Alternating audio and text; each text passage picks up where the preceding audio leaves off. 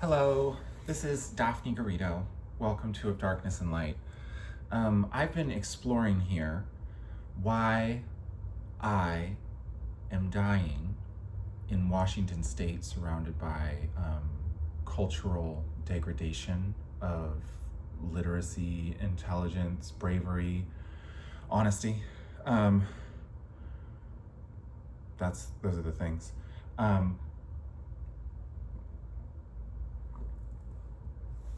And especially my family, because I am an artist at heart and I became a disabled person in a way that they won't recognize because it has incensed me from the kind of tortured station I've been in within society to become a genius of my body's intelligence, to figure out the situation of why no one will help me. Get help because I'm a kind of person who has a kind of brain damage from Kundalini awakening, where I genuinely have short circuits that make me stressed out, and I've been traumatizing myself for a year and 6 months now without help. And for a long time I was just holding on to being a parent, a half-time parent, because I was managing. I was masking though, and there are parts of that I will atone for, because no matter how well I was maintaining safety of my daughter, and that was my first and foremost priority, she is older emotionally now than she would have been otherwise. And it's going to be a superpower of her heart, but she is going to be a sensitive sort because she felt it. She felt her mother suffering next to her, because we have a mother-daughter relationship, regardless of your perceptions of terminology, which I respect. In my household, I am a mother, and I respect the difference of biological motherhood, by its great multitudes of difference, especially the hormonal importance of that connection being profound, in a way that transcends any kind of conception of trans motherhood. But also, there is a tender-heartedness of the conceptions of womanhood and motherhood that come from my binary coding, to understand the energies and personalities of people, and myself, and which reflects through the circumstantial evidence of experiential evidence of my hormone medicine being exactly that, and solving problems in my body that come from something biological or in my DNA. It's medicine to me. And the bottom line is, I have shared a relationship with my daughter, which is of a mother and a daughter, but it is also apparent to her that I'm not the same as other moms. There was a lot of time watching Bluey, right, where she was like, yeah, there's some sad recognition moments with the way culture reflects. She's like, Dad, right, on the TV show, and then she looks around, she's like, who's got the deeper voice, right?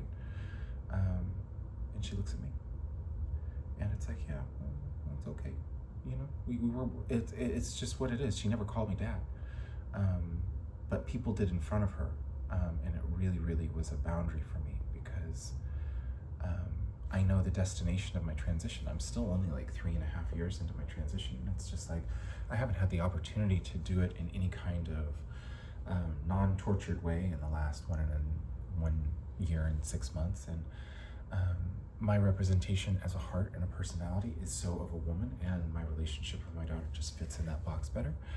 But I just constantly, not constantly, once every 6 months, I was always checking in with her and just being like, I'm not like other moms, right?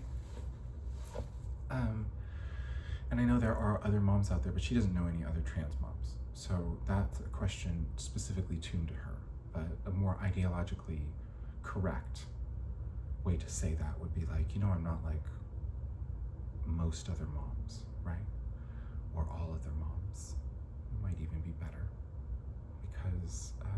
who knows? When we come to embody the full nature of our spirits as humanity, we might find that there's more of an even split in terms of the sexes and their true gender representation in terms of fitting into certain types of personalities, right? There's a lot of bitterness that comes at trans women. Why?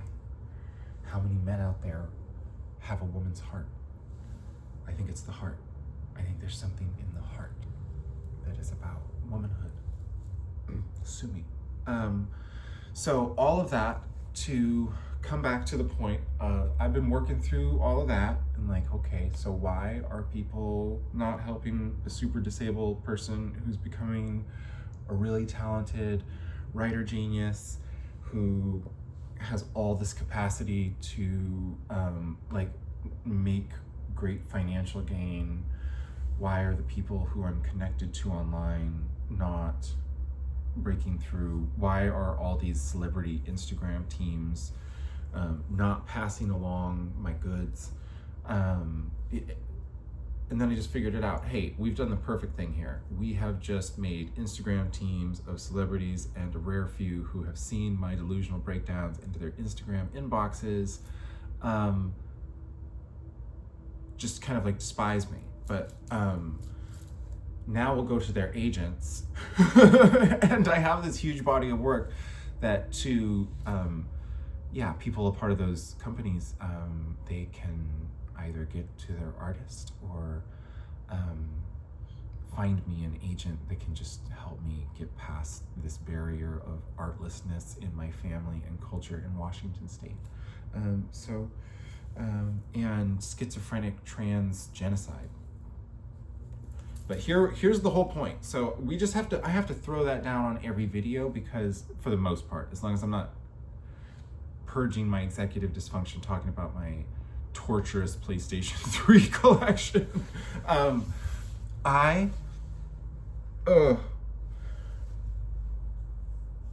gonna try and shield my head bump as best I can.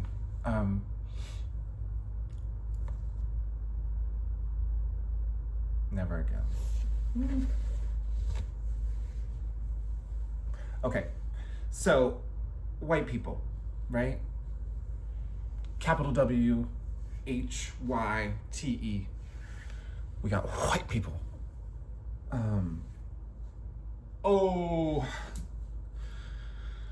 They are racist against white people and themselves. So let's explore this. Why? Let's start and explore this. At the top, you've got an expectation in society to project a complete lack of racism, to be in the socially acceptable class.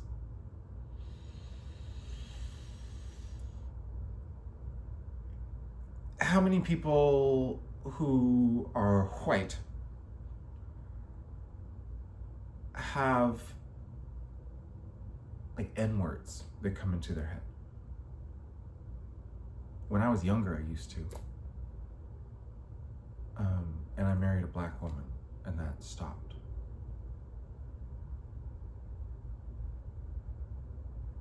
That's how it happens. You get taught.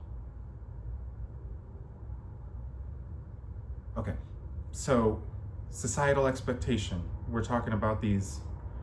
We're gonna go with the big one, in my opinion. The key, the ankh to the situation of like white self-hatred projected at all other whites. No supports between white people and white people. Every word you say about this subject stigmatized into complete cognitive dissonance fuck zone. White people loving it, enforcing it on themselves the hardest, making it absurd, obfuscating their own racism. That's the basis. We're not allowed to be honest about our racism. And I have been an artist who has been creating and allowing my subconscious to pour out through my trauma, and my trauma releases into my art. And it takes being honest and fearless and letting things come out and being like, oh my gosh, I'm racist. I had this character in this story do something racist.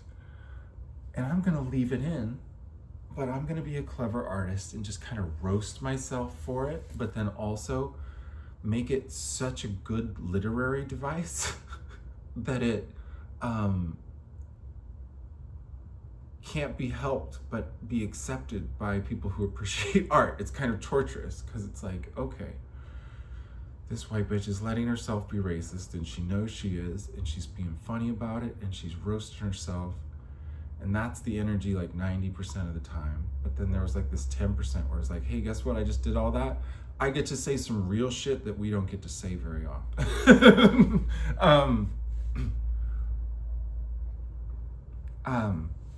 Because that's the problem. When we suppress the voices of people, it turns them against themselves. And the idea that you cannot be racist to a white person has created white people of a new generation. Now, this is nuanced because I am an anti-racist. And that means I'm completely aware that there is still lingering racism within me, and I'm here to witness that and teach from it.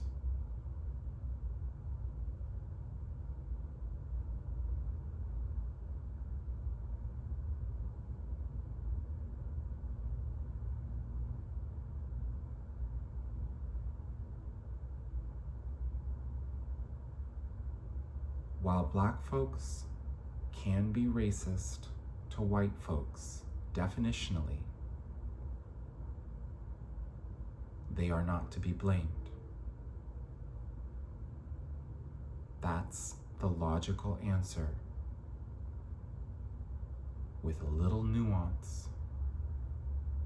Instead of saying they cannot be.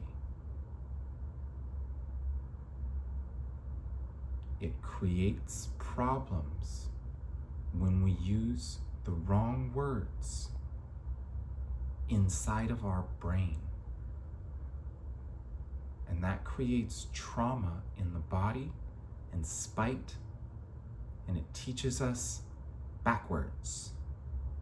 And we hate ourselves, and we learn to love it as if it is some self-masochistic rightness of the world teaching our inner demons out. It is a horrid thing. We're caught in a violent loophole, and it makes people on all sides lash out.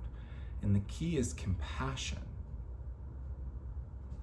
But what needs to happen is white folks need to have more compassion for themselves first, for white people, to be white. Use the white emojis, dude. Don't pick the darker ones. Don't be a Simpson.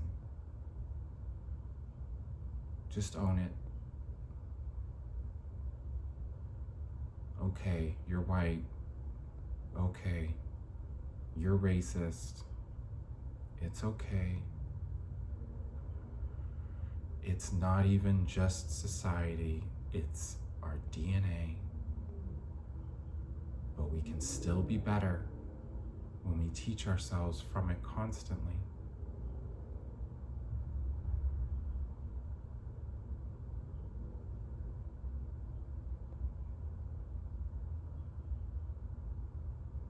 I hear simulations of people from what I perceive as sometimes feeling things, and then having an inner Sherlock that churns that into some kind of like mental thought projection through my schizophrenia. And I watch back some of my videos, and there's a couple where I'm just like speaking boldly, and there's an awkward pause that I later recognize is just a straight taunt from my subconscious, because like it was awkward to me. I was like, why did I pause right here? People are gonna think something bad. It was just a joke moment applied from beyond me. But then when I watched the video back, I'm like, wow, I'm hearing people thinking I'm saying the N-word in my head. That's the last thing I'm saying. I'm just like halting to make sure that I tippy toe a little bit. But it's like, it's still a subject where I do that. My subconscious throws roadblocks and I don't use the language. I was talking about Andrew Bynum smashing JJ Brea with his arm in this video. And I was gonna say his like big old monster arm, right? And it's just like, that's what I would say for anybody who is that big smashing a little guy, because I'm just like in the perspective of JJ Barea flying in the air and just getting like smash, right? But like, I had to just say it, I had to just cut it down entirely. And then I hear people in my little simulation being like, was she gonna say the N-word? It's just like such a projection, because I haven't even thought that word in like a million years. I mean, like since years after marrying my wife, because it's like, it was one of those things where it would just happen in a way that was kind of like inner Tourette's of unfaced demons, just kind of like blah, and it just hit your mind, and then it became this like self-hatred cycle where I'm like, why do I keep thinking this, dude? I do not want to keep thinking this.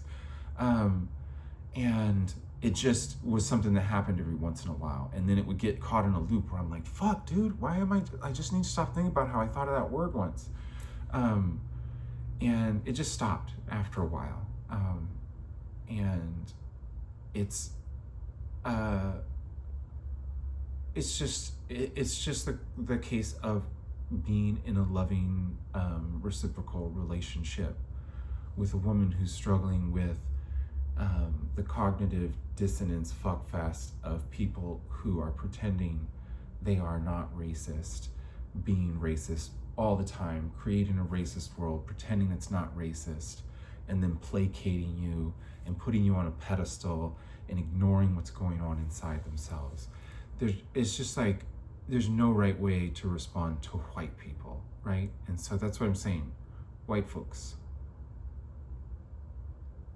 join me in honesty that we have racism inside of us. It's difficult if you make it.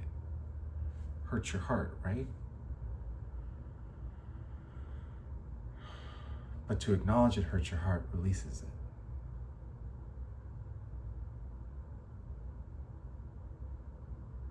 Because then you know, hey, I want to change that. Because you can forgive yourself when you acknowledge that it hurts your most precious place.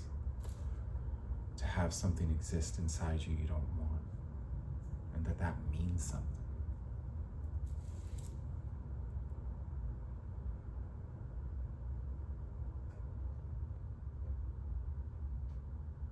But there is such a bitterness from white folks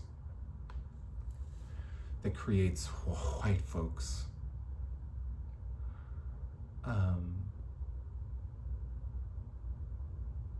It comes from the fact that the perception of a modern human being who is born young being thrust into a society that genuinely teaches them that they are a part of a reparation class socially, creates hatred. They have to point somewhere. And so if they don't point it at themselves alone, they point it at themselves and other white people. And the biggest bitterness is something that I have apparently triggered by needing help, genuinely. They're like, yeah, figure it out. Nobody cares about our struggles. It's like, yeah, you're projecting because you're angry and confused and you're not getting down to the depth of the feeling.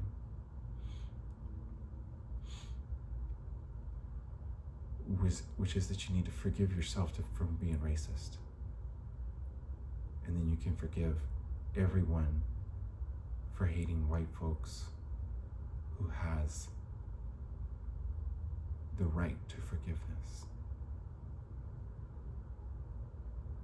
I love it when black folks are just like, I'm racist. Then we're friends. Because I'm like, yeah, we probably all are still. It's like, dude, our parents were sick. I sat next to my dad watching In Living Color, and it was just like the sickest thing I ever watched, because it made me love black people so much. Because it's like so brave to just own people by making the funniest show of its kind ever, and allow somebody like my dad to sit there and fuck his whole brain up and like curse his heart by, instead of understanding the humor properly, genuinely just like giggling about the vernacular.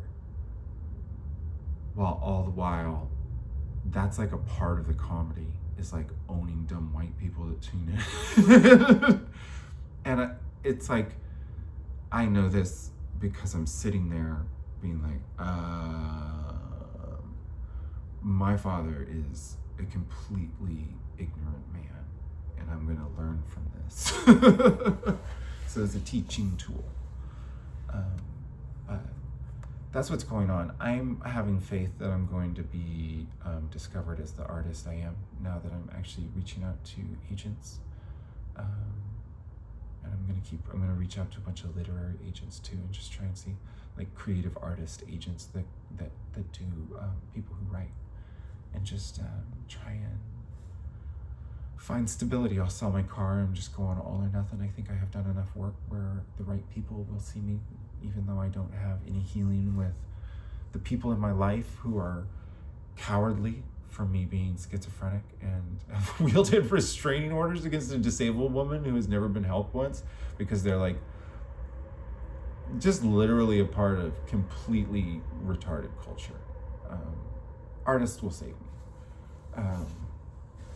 because I am a profound artist.